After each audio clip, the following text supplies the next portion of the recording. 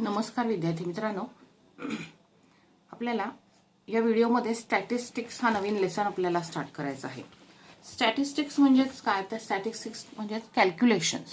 आपण या अगोदर अनेक प्रकारचे कॅल्क्युलेशन्स करत होतो, जसं ॲडिशन असेल, सबट्रॅक्शन असेल, मल्टिप्लिकेशन असेल, डिव्हिजन असेल, या प्रकारे. आता यामध्ये आपल्याला स्टॅटिस्टिक्स हा भाग पाहायचा आहे.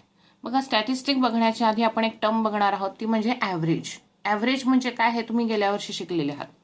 तर एकदा आपण त्याची रिव्हिजन करूया. बघा, लेसनच्या स्टार्टिंगला तुम्हाला पेज नंबर 67 वरती एक एक्झाम्पल दिलंय लेट्स रिकॉल मध्ये.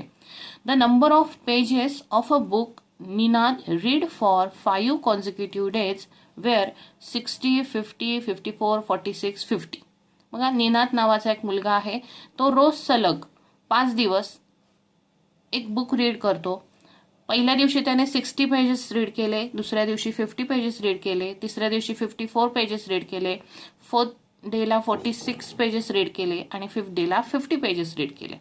Find the average number of pages he read every day.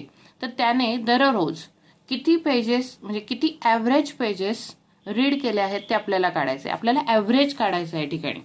बघा, ॲव्हरेज काढण्यासाठी काय करायचं आहे तर average is equal to sum of all scores. जो काही स्कोर्स आहे हा काय आहे, स्कोर आहे. ह्या स्कोरची सम करायची म्हणजे ॲडिशन करायची आहे आणि त्याला divided by total number of scores.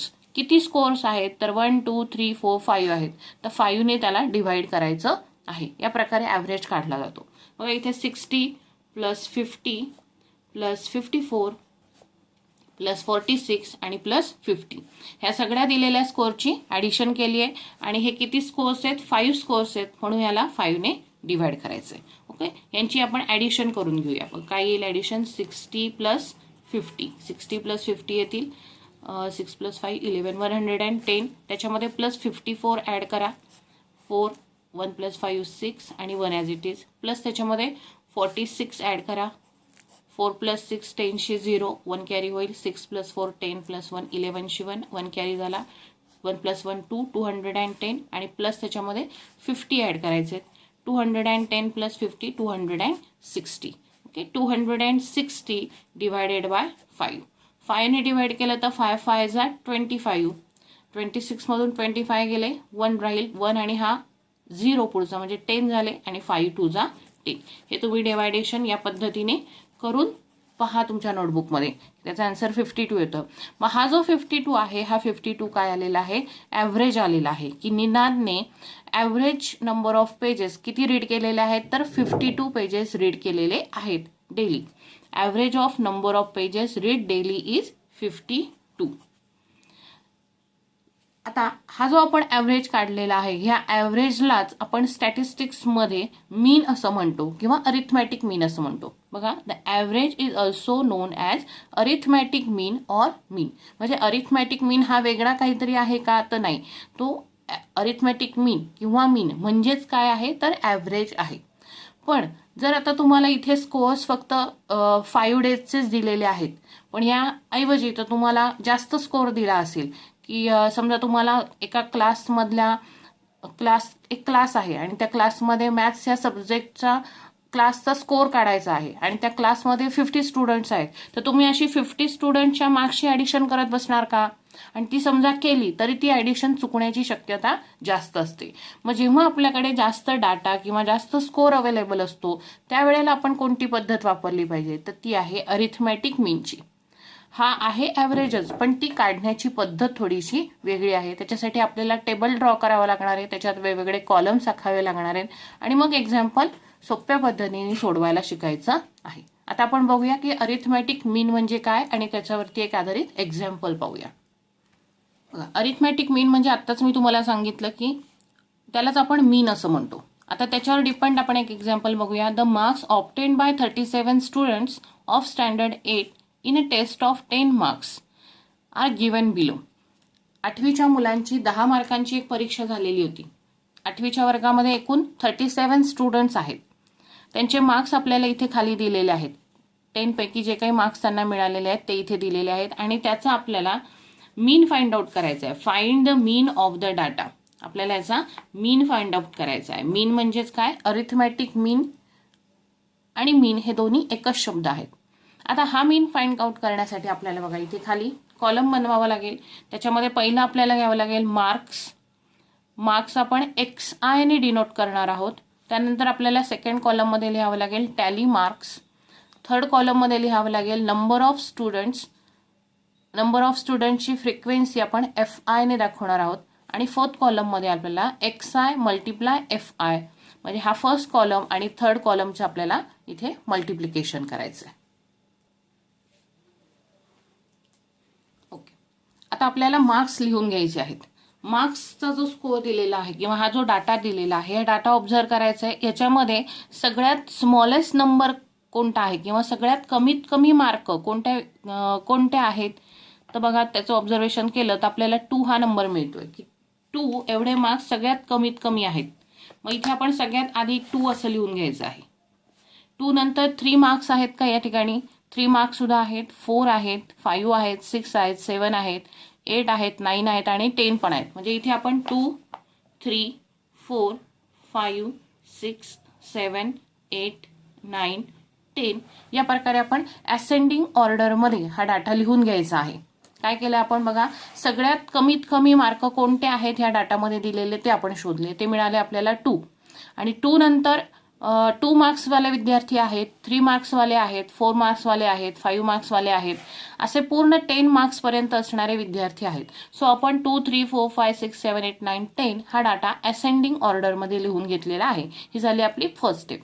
आता आपल्याला लिहायचं आहे टॅली मार्क्स. टॅली मार्क्समध्ये आपण काय लिहितो तर 2 मार्क्स मिळवलेले विद्यार्थी किती आहेत ते आपल्याला शोधायचे. बघा 2 मार्क्स असलेले विद्यार्थ्यांखाली आपण ऑरेंज कलरने मार्क करून घेऊया. 2 मार्क्स असणारे विद्यार्थी ओके फक्त एकच विद्यार्थी आहे. मग एकच विद्यार्थी असेल तर टॅली मार्क्समध्ये फक्त एकच उभी रेघ आपल्याला काढायची आहे, एकच स्टँडिंग लाईन काढायची आहे. इथे आता एकच मार्किंग आहे. सो नंबर ऑफ स्टुडंट किती झाले एकच विद्यार्थी झालाय. आता 3 मार्क्स असणारे विद्यार्थी आपण पाहू. ओके 3 मार्क्स असणारे विद्यार्थी बघा किती आहेत. हा एक ओके देन ओके 3 मार्क्स असणारे सुद्धा फक्त एकच विद्यार्थी आहे. सो एकच स्टँडिंग लाईन करायची आहे. इथे नंबर ऑफ स्टुडंट सुद्धा एकच येणार आहे. आता 4 मार्क्स असणारे विद्यार्थी आपण बघूया. 4 मार्क्स असणारे 1, 2, 3, 4, 5 ओके व्यवस्थित चेक करायचं आहे कारण हा डाटा लिहिताना चुकला तर आपलं एक्झाम्पल पुढचं चुकू शकतो. ओके किती झाले 1, 2, 3, 4 आणि 5. बघा 4 मार्क्स असणारे 5 स्टुडंट आहेत. सो इथे टॅली मार्क्समध्ये आपल्याला लिहायचं आहे 1, 2, 3, 4. आपण 4 स्टँडिंग लाईन घेऊ शकतो आणि 5वा विद्यार्थी दाखवताना आपण ह्याला क्रॉस करायचा आहे. ओके या प्रकारे आपण टॅली मार्क्स दाखवायचे. त्यानंतर आता 5 मार्क्स असणारे किती स्टुडंट आहेत आपण पाहूया. बघा 5 मार्क्स असणारे स्टुडंट आपण आता 5 खाली अंडरलाईन करून घेऊया. हा एक देन हा एक दुसरा ओके 2च विद्यार्थी आहेत. सो 5 मार्क्स मिळवलेले 2 विद्यार्थी आहेत. टॅली मार्क्स दाखवायचे आहेत 1 आणि 2. देन 6 मार्क्स असणारे बघा 6 मार्क्स किती जणांना आहेत ते आहे 1 हा 2, 3, 4, 5 ते 6 मार्क्स असणारे 5 स्टुडंट आहेत. 1, 2, 3, 4 आणि क्रॉस करायची आणि इथे लिहायचं आहे 5 स्टुडंट्स. ओके या प्रकारे. देन आता 7 मार्क्स असणारे किती विद्यार्थी आहेत आपण पाहूया. बघा 7 मार्क्स असणारे 1, 2, 3, 4, 5 आणि 6 ओके 6 स्टुडंट आहेत. सो आता इथे लिहिताना 1, 2, 3, 4, 5 आणि 6 बरोबर आहे. 6 लिहिताना आणखीन एक वेगळी लाईन आपल्याला ड्रॉ करायची. हा झाला 5चा एक बंच असतो आणि 5 पेक्षा जास्त असतील तर पुन्हा एक स्टँडिंग लाईन ड्रॉ करायची. सो इथे झाले एकूण 6 स्टुडंट्स. देन 8 मार्क्स असणारे किती स्टुडंट आहेत बघा. 8 मार्क्स असणारे 1, 2, 3, 4 5 ते पुढे नाही. ओके, 5 स्टुडंट आहेत. सो इथे लिहायचं आहे 5 स्टुडंट्स, 1 2 3 4 आणि 5. ओके, या प्रकारे. ओके, ही अशी न करता अशी लाईन ड्रॉ करा. सॉरी, इथे 1 2 3 4 आणि अशी लाईन ड्रॉ करायची. 5 स्टुडंट्स. देन 9 मार्क्स असणारे बघा किती आहेत. 9 मार्क्स असणारे 1 2 3 4 5 6 7 8. ओके, 8 स्टुडंट आहेत. इथे लिहून घ्या 8 स्टुडंट्स. इथे 8 टॅली मार्क्स दाखवायचे आहेत. 1 2 3 4 5 6 7 8. ओके, आता लास्ट राहिलेला आहे 10 मार्क्स असणारे. 10 मार्क्स असणारे किती आहेत तर 1 2 3 4. ओके, 4 स्टुडंट आहेत. सो 10 मार्क्स असणारे 4 स्टुडंट्स 1 2 3 आणि 4. ओके, इथपर्यंतचा भाग तुम्हाला समजला असेल. देन आता आपल्याला काढायचं आहे एक्स आय आणि एफ आय. हा आहे एक्स आय, हा आहे एफ आय. याचं मल्टिप्लिकेशन इथे लिहायचं आहे 2 × 1. 2 1 जा 2. देन 3 × 1. 3 1 जा 3. देन 4 5 जा 20 प्लस 5 2 जा 10. 6 5 जा 30. 7 6 जा 42. 8 5 जा 40. 9 8 जा 72 आणि 10 4 जा 40. ओके, या प्रकारे तुम्हाला माहिती मिळेल. आता यानंतर आपल्याला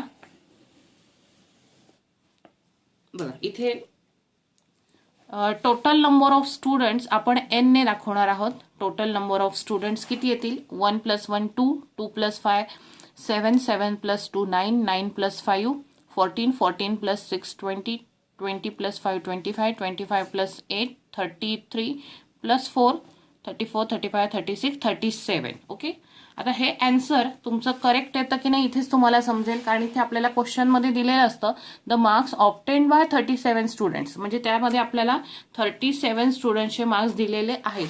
सो हा नंबर आपला बरोबर आलाय की नाही ते आपल्याला इथेच उत्तर समजून जातं. जसं आपण आता इथे नंबर ऑफ स्टुडंट लिहिले त्याचप्रमाणे आपल्याला इथे समेशन ऑफ FY XI असं लिहायचंय. समेशन ह्या चिन्हाला काय म्हणायचं आहे समेशन. समेशन म्हणजेच काय टोटल. आपण याची टोटल करणार आहोत. सो याची टोटल करून बघायची आहे ती येते 259. टोटल तुम्ही करून बघा सेपरेटली आणि मग उत्तर लिहा, म्हणजे तेवढी तुमची प्रॅक्टिस होईल. ओके, आता समेशन FI XI आलं 259. आपल्याला काढायचं आहे मीन. सो मीनसाठी लागणारा फॉर्म्युला काय बघा, mean is equal to summation FI XI divided by n. So summation FI XI आलेला आहे 259 आणि त्याला डिवायडेड बाय आहे 37. ओके, 37 हा प्राईम नंबर असल्यामुळे तर कोणत्याही टेबलमध्ये येणार नाही.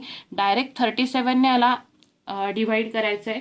37ला जर आपण 7 ने मल्टिप्लाय केलं तर 259 मिळतात. सो याचं आन्सर येईल आपलं 7. सो मीन आलेला आहे या ठिकाणी 7. ओके, या प्रकारे आपल्याला अरिथमॅटिक मीन हा काढायचा आहे. बघा प्रॅक्टिस सेट 11.1 मध्ये आपल्याला काही सम्स दिलेले आहेत. त्यातलं फर्स्ट आहे the following table shows the number of saplings planted by 30 students. 30 विद्यार्थ्यांनी काही रोपं लावलेली आहेत. ओके, सॅपलिंग्स म्हणजे काय रोपं. Fill in the boxes and find the average number of saplings planted by each student. आता हा बॉक्स आपल्याला कंप्लीट करायचा आहे आणि याच्या आधारे आपल्याला average number of saplings planted by each student की प्रत्येक विद्यार्थ्यांनी लावलेली जी रोप आहेत त्याचा ॲव्हरेज आपल्याला काढायचा आहे. बघा number of सॅपलिंग्स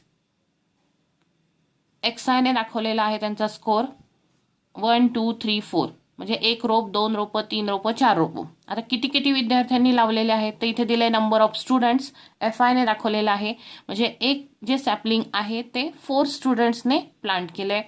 so FI × XI येणार 1 4 जा 4. देन 2 सॅपलिंग्स म्हणजे 2 रोपं किती विद्यार्थ्यांनी लावलेली आहेत तर 6 स्टुडंट्सने प्लांट केलेली आहेत. सो 2 6 जा इथे किती येणार आहे 12 येणार आहे. देन 3 सॅपलिंग्स 12 स्टुडंट्सनी लावलेले आहेत. सो 3 × 4 म्हणजे 12 3 जा 36 इथे येणार आहे. देन 4 सॅपलिंग्स 8 स्टुडंट्सने लावलेले आहेत. सो 8 4 जा 32 इथे येणार आहे. इथे बघा नंबर ऑफ स्टुडंट्सची ॲडिशन करायची आहे. 4 + 6 10, 10 + 12 22, 22 + 8 30. ओके, इथे नंबर ऑफ स्टुडंट्स येतील 30, जे आपल्याला इथे क्वेश्चनमध्ये दिलेलं आहे. 30 स्टुडंट्स इथे चेक करून घ्यायचं आहे. हा आणि हा नंबर बरोबर आला म्हणजे आपलं उदाहरण बरोबर आहे. त्यानंतर FI × XI यांची पण टोटल आपल्याला करायची आहे. समेशन FI XI ह्याला समेशनही म्हणतात किंवा सिग्मा असं सुद्धा म्हटलं जातं. ओके, त्याची ॲडिशन काय येईल बघा. 4 + 12 येतील 16, 16 + 36 किंवा असंही आपण करू. 4 + 2 6, 6 + 6 12, 12 + 2 14, 14 शी 4, 1 कॅरी होईल इथे. 1 + 1 2, 2 + 3 5, 5 + 3 8, 84. इथे मीन आपल्याला काढायचा आहे. मीन हा X बार या चिन्हाने दाखवला जातो. X बार याला म्हणतात. मीन काढताना आपला फॉर्म्युला काय आहे. Summation FI XI / N. Summation FI XI आलेला आहे आपला 84 डिवायडेड बाय इथे आहे नंबर ऑफ स्टुडंट्स 30 आहेत. 84 डिवायडेड बाय 30 आपल्याला करायचं आहे. ओके, डिवायडेशन कसं येईल बघा. 84 डिवायडेड बाय 30. दोन्ही नंबर्स इवन नंबर्स आहेत. सो डिवाइड करूया आपण. डायरेक्ट 6 ने डिवाइड करूया. 6 5 जा 30. इथे येईल 6 1 जा 6. 8 मधून 6 गेले 2 राहतील. 2 आणि 4 झाले 24. 6 4 जा 24. ओके, 14/5. 14/5 ला पण आपण डिवाइड करायचं आहे बघा. इथे करून दाखवते मी. 14 डिवायडेड बाय 5. 5 2 जा 10. ओके, 4 - 0 4 राहतील. 1 - 1 0. पॉईंट घ्यायचा आहे. इथे 0 लिहायचा आहे. 5 8 जा 40. बघा डिवायडेशनमध्ये रिमाइंडर 0 आला म्हणजे आपलं डिवायडेशन कंप्लीट झालं. आन्सर आलं 2.8. इथे लिहायचं आहे 2.8. मग the average number of trees planted is 2.8. Okay, या प्रकारे तुम्हाला उदाहरणं पूर्ण करायची आहेत. हे आपलं फर्स्ट इक्वेशन झालं. ओके, सेकंड क्वेश्चन बघा. सेकंड इक्वेशन सुद्धा तुम्हाला fill in the blanks type आहे. हे तुम्ही मला सोडवून अभ्यास पाठवायचा आहे. The following table shows the electricity used by 25 families of Eklara village in a month of May. Okay, May महिन्यामध्ये 25 फॅमिलीजनी वापरलेली जी इलेक्ट्रिसिटी आहे त्याची माहिती आपल्याला इथे दिलेली आहे. Complete the table and answer the following questions. बघा इलेक्ट्रिसिटी यूज, किती इलेक्ट्रिसिटी यूज झालेली आहे तर 30 units, 45 units, 60 units, 75 units and 90 units. मग 30 युनिट्स 7 फॅमिलीजनी, इथं काय दिलं आहे नंबर ऑफ फॅमिलीज FI ने दाखवल्यात. मग 7 फॅमिलीजनी 30 युनिट्स एवढी इलेक्ट्रिसिटी मे महिन्यामध्ये वापरली आहे. 2 फॅमिलीजनी 45 युनिट्स एवढी इलेक्ट्रिसिटी मे महिन्यामध्ये वापरली आहे. या प्रकारे ही खालची माहिती सगळी दिलेली आहे. इथे आपल्याला नंबर ऑफ फॅमिलीज याची टोटल करून काढायची आहे. इथे FI आणि XI करायचं आहे म्हणजे ह्यांचं मल्टिप्लिकेशन इथे लिहायचं आहे. ही माहिती तुम्ही लिहिलीत की त्यानंतर हे क्वेश्चन्स त्याच्यावर डिपेंड विचारलेले आहेत ते सॉल्व्ह करायचे आहेत. How many families use 45 units electricity. मग 45 युनिट्स इलेक्ट्रिसिटी यूज केलेले फॅमिलीज किती आहेत तर 2 आहेत. मग हा क्वेश्चन लिहायचा आहे, त्याच्या खाली आन्सर लिहायचं आहे 2 families use 45 units electricity. Okay, full सेंटेन्समध्ये आन्सर लिहायचं आहे. देन सेकंड क्वेश्चन लिहायचा. State the score the frequency of which is 5. 5 frequency असणाऱ्या फॅमिलीचा स्कोर किती आहे बघा. 5 फ्रिक्वेन्सी आहे मग याचा स्कोर किती आहे तर 75. मग खाली इथे आन्सर लिहायचा आहे 75 स्कोर. फक्त एवढंच लिहिलं तरी चालेल. 75 score. Then find N and summation of FI XI. इथे तुम्हाला ॲडिशन केल्यावर N ची व्हॅल्यू मिळणार आहे. इथली ॲडिशन केल्यावरती समेशन FI आणि XI ची व्हॅल्यू सुद्धा मिळणार आहे. Then find the mean of electricity use by each family in the month of the May. आता इथे तुम्हाला मीन काढायचा आहे. Mean of electricity is equal to करायचं आहे summation FI XI divided by N. आपण जो फॉर्म्युला शिकलेलो आहोत त्या फॉर्म्युल्याचा आधार घेऊन मीन काढून मला तुम्ही फोटो पाठवायचा आहे. देन त्याच प्रकारे इक्वेशन 3 पण दिलेला आहे. इक्वेशन 3 पण सोडवण्याचा प्रयत्न करा. या प्रकारे तुम्ही चार्ट बनवू शकता. याच्यामध्ये टॅली मार्क्सचा एक कॉलम टाका आणि हे इक्वेशन सॉल्व्ह करा. ओके, हा लेसन अतिशय सोपा आहे म्हणून मी सगळे प्रश्न सोडवून दाखवत नाहीये. तुम्हालाही स्वतःला प्रॅक्टिस करता यायला हवी.